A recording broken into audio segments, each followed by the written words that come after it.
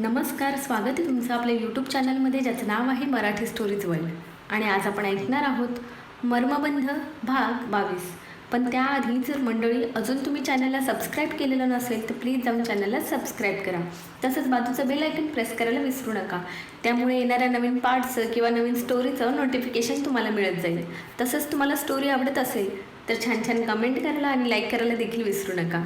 चला तर मग सुरू करूया भाग 22. समोर कोणीच नव्हतं. त्याने सहज खाली पाहिलं आणि त्याच्या काळजात धस झालं. अनु भिंतीला टेकून खाली जमिनीवर बसली होती. अनु, काय झालं? तुला काही त्रास होतोय का? शेखर खाली बसत काळजीने म्हणाला. माझ्या पोटात. एवढंच काय ती बोलली. तिला काही बोलायला त्राण उरलं नव्हतं. ती घाबरी घुबरी झाली होती. शेखरने साधंसं टी शर्ट आणि ट्रॅक पॅन्ट घातली होती. तो तसाच उठला. मोबाईल आणि पाकिट खिशात टाकलं. त्याने अनुला दोन्ही हातांवर उचलून घेतलं. कारमध्ये तिला पाठच्या सीटवर झोपवलं आणि ड्राईव्ह करता करता त्याने मनीषला कॉल केला. 3-4 कॉल झाल्यानंतर त्याने फोन रिसीव्ह केला. शेखर, काय झालं? एवढ्या रात्री कॉल केलास? सर्व ठीक आहे ना? मनीषने विचारलं. मनीष, मी अनुला घेऊन सिटी हॉस्पिटलमध्ये जात आहे.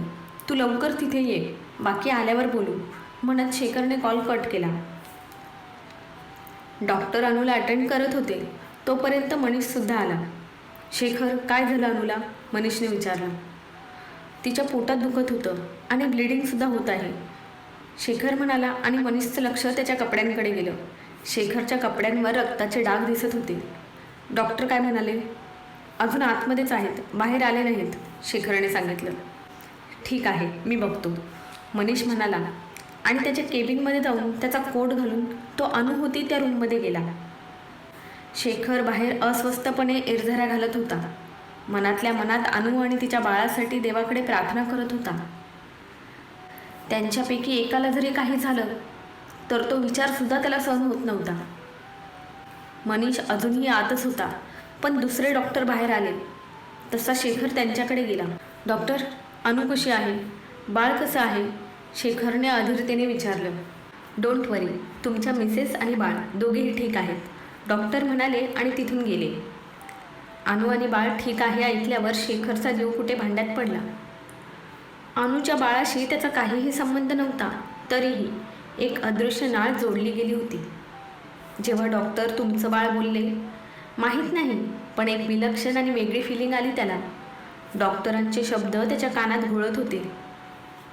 मनीष, अनु आणि बाळ कसे आहेत? काय झालं होतं तिला? शेखरने मनीषला बाहेर येताना पाहिलं आणि त्याला प्रश्न विचारायला सुरुवात केली.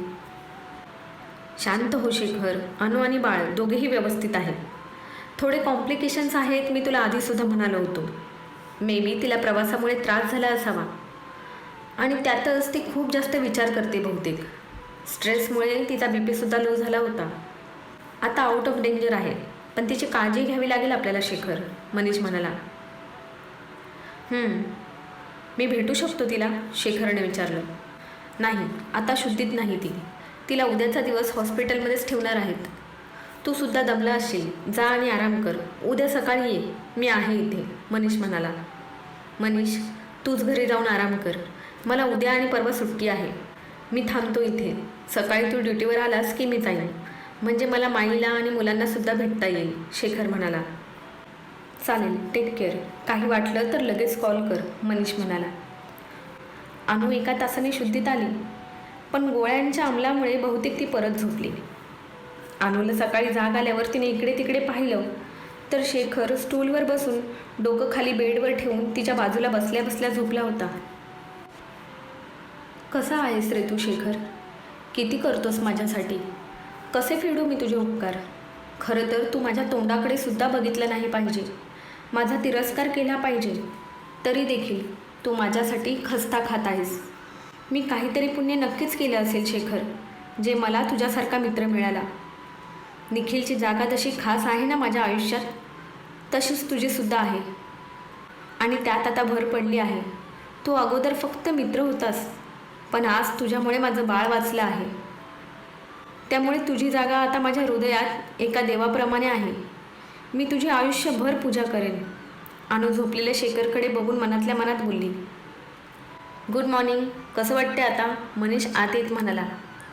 आणि त्याचा आवाज ऐकून शेखरला जाग आली. बरं वाटतंय. थोडा विकनेस जाणवतोय, अनु म्हणाली. थोडे 1-2 दिवस वाटेल, नंतर नाही वाटणार, मनीष म्हणाला.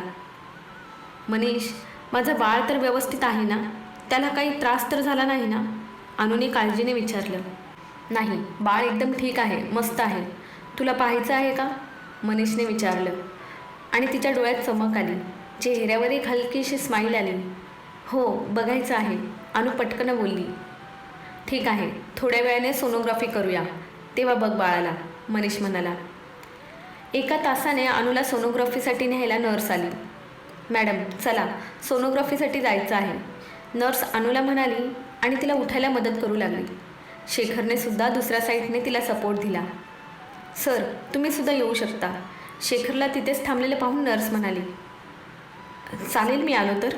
शेखर थोडा आश्चर्याने म्हणाला. हो चालेल, या ना, नर्स म्हणाली. आणि शेखरने अनुकडे पाहिलं. तिने डोळ्यांनीच त्याला चल म्हणून खुणावलं. एका छोट्या बेडवर अनुला झोपवलं होतं. तिच्या बाजूला एक TV सारखी छोटीशी मशीन होती. एक लेडी डॉक्टर अनुच्या पोटावर रिमोटसारखं काहीतरी फिरवत होती. मनीष तिथेच बाजूला उभा होता. शेखरसुद्धा त्याच्या बाजूला उभा राहिला. अनुचं पूर्ण लक्ष त्या छोट्या स्क्रीनवर होतं. मनीषने शेखरला तिकडे बघ म्हणून इशारा केला. आता स्क्रीनवर एक छोटीशी आकृती दिसत होती. खूप छोटीशी होती, पण ते बाळ होतं आणि त्याचे हार्टबीट्स आता ऐकू येत होते. धगधग धगधग. बस, ते ऐकून अनुचे डोळे पाणावले. ती भरलेल्या डोळ्यांनी त्या स्क्रीनकडे बघत होती. बाळाला पाहून तिला निखिलची खूप आठवण येत होती. त्याचं बोलणं आठवत होतं. त्याला अनुसारखी एक गोड परी पाहिजे होती. शेखर त्या स्क्रीनकडे पाहत होता. त्याला विशेष असं काही समजत नव्हतं, पण बाळाच्या हृदयाचे ठोके मात्र तो फील करत होता. बाळाचे ठोके जसे जसे ऐकत होता, तसे तसे त्याच्या हृदयाचे ठोके फास्ट होत होते. एक प्रकारचं बॉन्ड तयार होत होतं त्याच्यात आणि त्या अजन्म्या बाळामध्ये. अनु, बघितलं? बाळ एकदम फिट अँड फाईन आहे तुझं, मनीष स्क्रीनकडे पाहत म्हणाला. आणि अनु हसली. बाळ ठीक असल्याचं समाधान तिच्या चेहऱ्यावर होतं. पण बाळ किती छोटं दिसत आहे. ते एवढंच आहे अजून? शेखरने विचारलं. त्याच्या प्रश्नावर मनीषला हसू आलं. अरे, बाळ लहानच असतं. आता तर 3च महिन्याचं झालं आहे. हळूहळू बाळ वाढीला लागेल, मग त्याचे अवयव डेव्हलप होतील. हात, पाय, नाक, डोळे सगळं हळूहळू होतं, मनीष समजावत म्हणाला. त्याचं बोलणं अनुसुद्धा लक्ष देऊन ऐकत होती. तिलासुद्धा ह्या सगळ्या गोष्टी नवीन होत्या. शिवाय कुणी मोठं त्यांच्याबरोबर नव्हतं, त्यामुळे तिलासुद्धा या सगळ्या गोष्टींची जाणीव नव्हती. शेखर, तू आता जाऊन आराम कर. मी आहे हॉस्पिटलमध्येच. अधूनमधून राऊंड मारत जाईल अनुकडे. तू जा बिंदास घरी, मनीष म्हणाला. अनु, मी येतो, काळजी घे. आणि काही त्रास वाटलास तर लगेच मनीषला बोलव, शेखर अनुला म्हणाला. बराच वेळ तो तिथेच घुटमळत होता. बहुतेक त्याचा पाय तिथून निघत नव्हता. मनीष, किती दिवस इथे राहावं लागेल? अनुने तोंड बारीक करत विचारलं. आजच्या दिवस हॉस्पिटलमध्ये राहावं लागेल. उद्या तुला डिस्चार्ज मिळेल, मनीष म्हणाला. आणि त्याने शेखरच्या खांद्यावर हात टाकला. शेखर, चल चहा घेऊया, मग जा तू तसाच, मनीष म्हणाला. आणि दोघेही मनीषच्या केबिनमध्ये गेले. मनीषने 2 चहा सांगितले. शेखर, तू अजूनही अनुवर प्रेम करतो? मनीष त्याच्याकडे पाहत म्हणाला. आणि शेखरने नजर चोरली. शेखर, मी काय विचारतोय? मनीषने पुन्हा विचारलं. मनीष, प्रेम म्हणजे काय असतं रे? कोणी ठरवून प्रेम करू शकतं का? माझं तिच्यावर कालही प्रेम होतं, आजही आहे आणि उद्याही असेल. पण तिच्यावर माझं काहीही बंधन नाही. ती माझी नाही हे मला माहीत आहे. आणि माझी तिच्याकडून तशी काही अपेक्षासुद्धा नाही रे. मी फक्त आणि फक्त तिच्यावर प्रेम केलं आहे, मनापासून. माझं प्रेम निस्वार्थ आहे. मी कधीही तिला त्रास होईल असं वागणार नाही, शेखर म्हणाला. अरे, पण ती दुसऱ्या कोणाच्या तरी मुलाची आई होणार आहे शेखर. तू तिचा नाद सोड आणि एखादी चांगली मुलगी बघून सेटल हो, मनीष म्हणाला. त्यात तिची काय चूक मनीष? आणि जर तिला प्रॉब्लेम नसेल ना, तर मी तिला तिच्या मुलासकट स्वीकारायला तयार आहे. प्रेमामध्ये अटी नसतात मनीष. ती कशी आहे मला माहीत होतं. तिला लहानपणापासून ओळखतो मी. तिच्या सगळ्या गुणा आणि अवगुणांसकट तिच्यावर प्रेम केले, शेखर म्हणाला. आणि ह्याचं काही होऊ शकत नाही या आविर्भावात मनीषने मान हलवली. तुला हे बोलायला माईंनी सांगितलं ना, शेखरने विचारलं आणि मनीष त्याच्याकडे बघत बसला. तुला काय वाटलं मला कळणार नाही? मला माहीत आहे माई माझ्या बाबतीत थोडी पॉझिटिव्ह आहे, जरा जास्तच काळजी करते ती माझी. अनु परत आली म्हटल्यावर तिच्या मनात हा विचार आलाच असेल, शेखर म्हणाला. शेखर, खरंच तू अनु हो म्हटली तर तिच्याबरोबर लग्न करशील? मनीषने विचारलं. हो मनीष, का नाही करणार? अरे तिने निखिलवर प्रेम केलं, त्यात तिची चूक नाही. तिने कुणावर प्रेम करावं हे आपण नाही ठरवू शकत, पण तेही तितकंच खरं. जर तिला माझ्याबद्दल काही फिलिंग्स असतील तरच मी विचार करेन. एक ॲडजस्टमेंट म्हणून मी कधीच तिच्याबरोबर लग्न करणार नाही. ती मला पाहिजे हा माझा हट्ट नाही, ती माझं प्रेम आहे. आणि मी तिच्यावर जितकं प्रेम करतो ना तितकंच तिने माझ्यावर करावं एवढीच माफक अपेक्षा आहे माझी. प्रेमाशिवाय लग्न अपूर्ण आहे, शेखर म्हणाला. बेस्ट ऑफ लक शेखर. तुझं प्रेम तुला मिळालं तर आनंदच होईल मला. आणि डोंट वरी, मी माईला यातलं काही सांगणार नाही, मनीष म्हणाला. थँक्स मनीष, चल येतो मी, शेखर म्हणाला. शेखर आसरामध्ये गेला तेव्हा दुपार झाली होती. शेखर, कसा आहेस बाळा? किती दमलेला दिसत आहेस रे. फक्त थोडेच दिवस झाले तरी वाटतंय वर्षाने बघते तुला, माई शेखरच्या चेहऱ्यावरून हात फिरवत म्हणाल्या. मी बरा आहे माई, तू सांग तुझी तब्येत काय म्हणते, शेखरने विचारलं. काही नाही, नेहमीचंच चाललंय. आता वय झाले, म्हातारी हाडं किती साथ देणार. तू सेटल झालास की मी मरायला मोकळी झाले, माई बोलल्या. माई, ह्या अशा मरायच्या वार्ता करायच्या नाहीत, समजलं, शेखर जरासा चिडत म्हणाला. बरं बाबा, सॉरी, नाही करणार.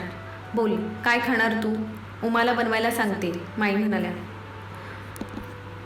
नको माई, वसुधा काकीने जेवण बनवलं होतं, मी जेवूनच आलो आहे तुझ्याशी गप्पा मारायला. मुले कशी आहेत, शेखर म्हणाला. मुलं मजेत आहेत. तू सांग, प्रियाचं आणि तुझं काही बिनसलं आहे का, माईंनी विचारलं. नाही, पण तू असं का विचारलं, शेखरने प्रतिप्रश्न केला. ती येते अधूनमधून, पण तुझा विषय निघाला की बोलणं टाळते, माई म्हणाल्या आणि समोरून प्रिया येताना दिसली. ती बघ आलीच. 100 वर्ष आयुष्य आहे तुला प्रिया, तुझीच आठवण काढली होती, माई प्रियाला म्हणाल्या आणि प्रिया फक्त हसली. तिला शेखर तिथे असेल असं वाटलं नव्हतं. अचानक शेखरला तिथे पाहून तिला तिथून निघून जावंसं वाटत होतं, पण माई समोर असल्याने ती थांबली. शेखर आणि प्रिया तुम्ही बोलत बसा, मी आले लगेच, म्हणून माईंनी तिथून काढता पाय घेतला. प्रिया कशी आहेस, शेखरने विचारलं. मी ठीक आहे, तुम्ही कसे आहात, प्रियाने विचारलं. मी सुद्धा मस्त आहे. प्रिया, एक विचारू, तू कॉल का रिसीव्ह करत नाही माझा, शेखरने विचारलं. शेखर, आपण ह्या विषयावर न बोललेलं जास्त चांगलं, प्रिया म्हणाली. म्हणजे मला काही समजेल असं बोल प्रिया. मी काही वाईट बोललो किंवा वागलो का तुझ्याबरोबर, शेखरने विचारलं. तुम्ही फक्त आणि फक्त मला राठोड इंडस्ट्रीपासून दूर करायचा प्रयत्न करत आहात, हे काय कळत नाही का मला शेखर? पण तुम्ही असं का करता हा प्रश्न तर मला नेहमी पडतो. अजिंक्यसारख्या चांगल्या माणसावर घाणेरडे आरोप केलेत तुम्ही का? तुमच्यामुळे मी त्यांच्याकडे नेहमी संशयाने बघत होती, पण नंतर मला कळलं हा सुद्धा तुमचा डाव होता, एक रचलेला खेळ. कदाचित माझी प्रगती बघवत नाही तुम्हाला, प्रिया तिच्या मनातली भडास काढत होती. प्रिया, तू खूप चुकीचं समजत आहेस मला. मला तुझ्या प्रगतीशी काहीही प्रॉब्लेम नाही. मला जे वाटलं, जे माहिती पडलं तेच तुला मी सांगितलं. त्यामागे माझा काहीही स्वार्थ नव्हता, विश्वास कर माझा. फक्त तुझी काळजी वाटली होती मला. तू माझी फ्रेंड आहेस आणि तुला सावध करणं मला गरजेचं वाटलं आणि मी तेच केलं प्रिया. मी अजूनही सांगतो तुला प्रिया, कोणावरही आंधळा विश्वास ठेवू नकोस, शेखर म्हणाला. तुमच्या सल्ल्यासाठी थँक्यू, पण इथून पुढे तुम्ही माझ्या वैयक्तिक आयुष्यामध्ये ढवळाढवळ करू नये, ही छोटीशी विनंती आहे, प्रिया म्हणाली आणि आत आश्रमामध्ये मुलांना भेटायला निघून गेली. शेखर मात्र तिच्या बोलण्याने एकदम शांत झाला होता. तिच्या मनामध्ये त्याच्याविषयी काय विचार आहेत ते ऐकून तो दुःखी झाला होता. हे सगळं त्या अजिंक्य राठोडमुळे होत आहे. त्याला माझ्या प्रश्नांची उत्तरं तर द्यावी लागतील, शेखर मनातच काहीतरी ठरवत म्हणाला. रात्री शेखर अनुसाठी जेवण घेऊन हॉस्पिटलमध्ये गेला आणि रात्री तिथेच हॉस्पिटलमध्ये थांबला होता. दुसऱ्या दिवशी डिस्चार्ज मिळेपर्यंत दुपारचे 4 वाजून गेले होते. शेखर आणि अनु घरी पोचल्यावर नक्षत्रासुद्धा तिथे आली. तिने अनुची चौकशी केली. नक्षत्रा, मी वसुधा काकीला आपल्या सगळ्यांचं जेवण बनवायला सांगितलं आहे. तू थांब इथे अनुजवळ. माझं थोडं काम आहे, ते करून आलो की मग आपण एकत्र जेवू, शेखर म्हणाला. हो चालेल, नक्षत्रा म्हणाली. जवळजवळ 1.5-2 तासाने शेखर आला. त्याच्या हातात बऱ्याच बॅग्स होत्या. काय शेखर, पूर्ण मार्केट खरेदी केलेलं दिसतंय तू, नक्षत्रा त्याच्या हातातल्या बॅग्सकडे बघत म्हणाली. विचार तर तोच होता, पण हातात मावल तेवढं आणलं, त्यानेही तिच्या प्रश्नाला उत्तर दिलं. शेखर, परवा किती वाजता निघणार आहेस, नक्षत्राने विचारलं. अजून काही नक्की नाही, शेखर म्हणाला. म्हणजे तू जाणार तर आहेस ना, नक्षत्राने विचारलं. उद्या एक महत्त्वाचं काम आहे माझं, ते झाल्यावर निघणार आहे, शेखर म्हणाला.